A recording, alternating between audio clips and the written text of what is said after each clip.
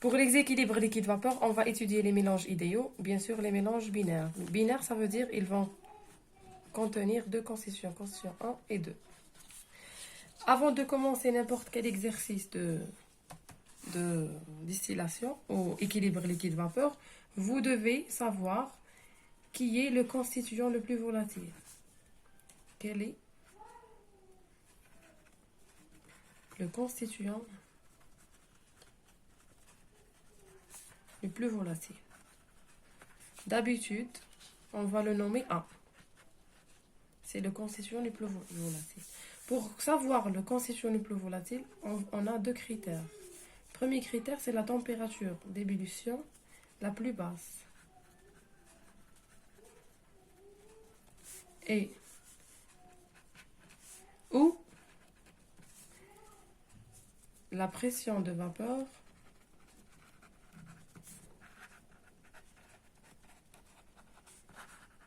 la plus grande, la plus élevée.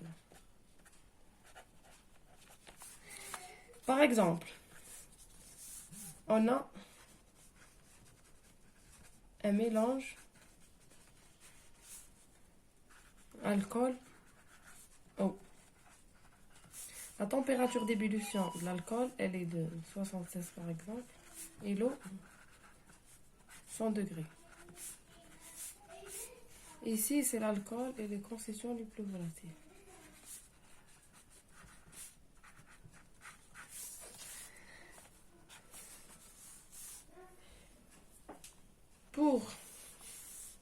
Pour tracer le diagramme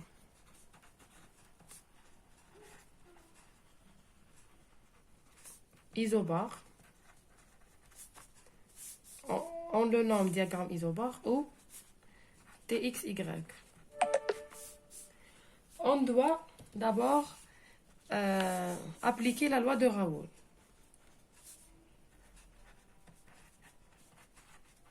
La loi de Raoult pour un mélange idéal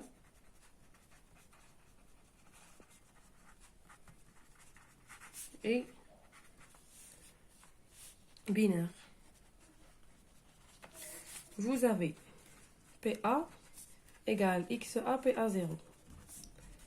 PB égale XB PB0. Vous avez le PB puisque vous avez un mélange binaire qui contient A plus B. Vous avez XA plus XB égale à 1. Ça veut dire XB égale 1 moins XA fois PB0.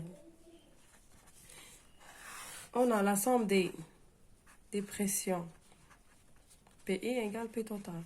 Ça veut dire PA plus PB égale P total égale XA PA0 plus 1 moins XA PB0.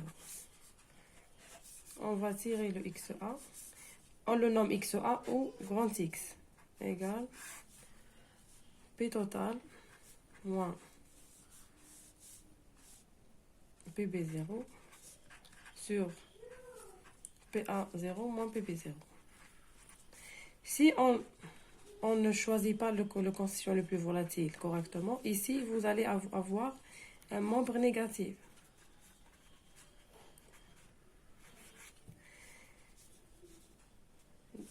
Vous devez avoir un X ou XA compris entre 0 et 1. Sinon, c'est faux. On va appliquer aussi la loi de Dalton.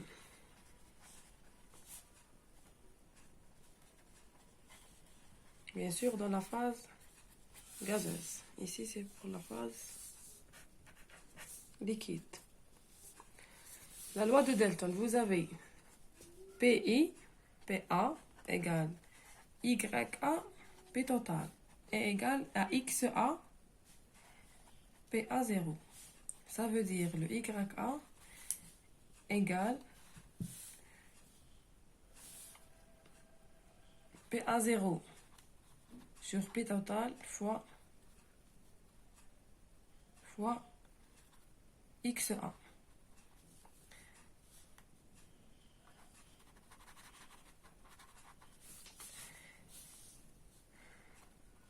Ça veut dire si vous allez pas calculer le XA justement, vous aurez des valeurs fausses de YA. Maintenant, nous avons deux équations. Le XA égale P total moins PB0 sur PA0 moins PB0 qui est grand X et grand Y égale YA égale PA0 sur P total fois XA. Nous avons les pressions de vapeur, les PA0 et PB0 varient en fonction de la température. Ça veut dire, si on trace X et Y en fonction de PA0 et PB0, on aura une fonction de température. C'est pour ça qu'on va avoir le diagramme TX, Y. Maintenant, on va passer à l'exercice. Vous avez les pressions de vapeur du N-hexane et N-octane.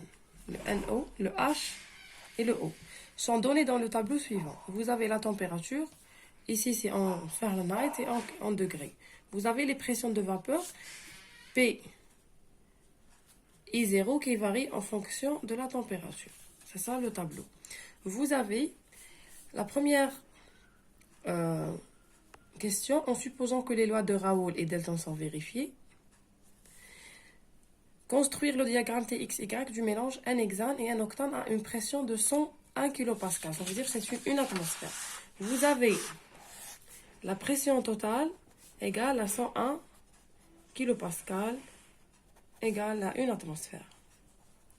On remarque que les valeurs de la pression de vapeur, ils sont donnés par le kilopascal. Ça veut dire qu'on va travailler avec 101 kilopascal.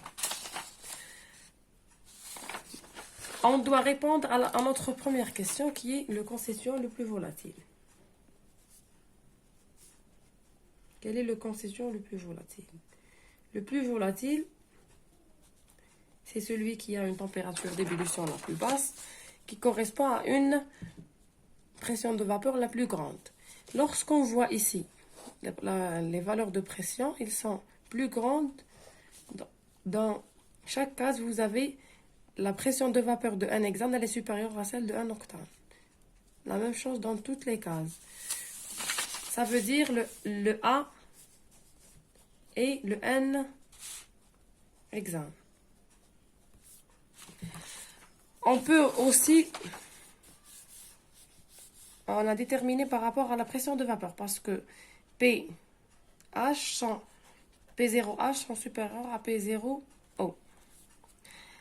On peut aussi déduire la température d'ébullition des deux constituants.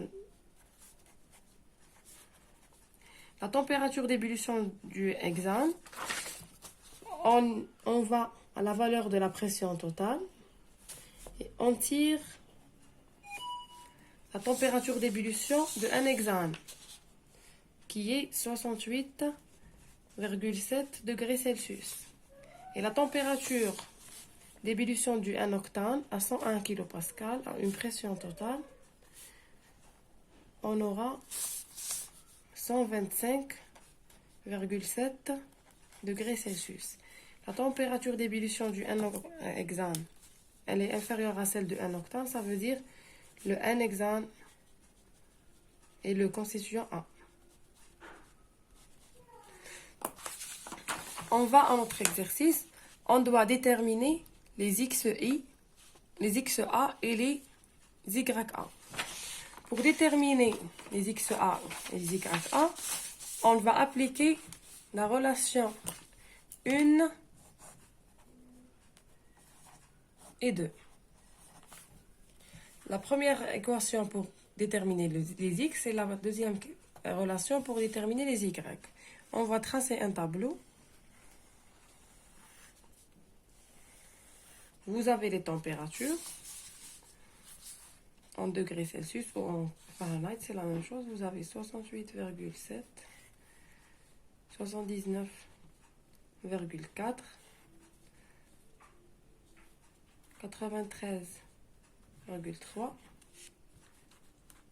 107,2, 121,1 et enfin 125,7. On va déterminer le X et le Y. Je vais vous faire le premier exemple pour la première valeur. Pour la première valeur, vous avez le XA égale, petit XA, égale P total moins PB0 sur PA0 moins PB0 égale 101 moins 101 moins la première valeur sur, plutôt c'est 101 moins 16 sur 101 moins 16 aussi. Ça veut dire elle est égale à 1. On aura une valeur de 1. Et le YA égale PA0 sur PB0 fois XA. Le PA0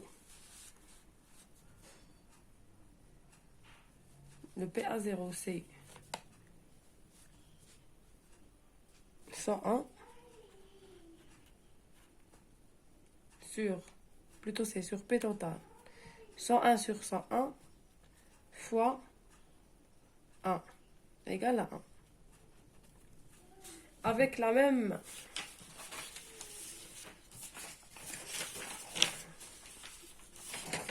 procédure, vous allez calculer les X et les Y.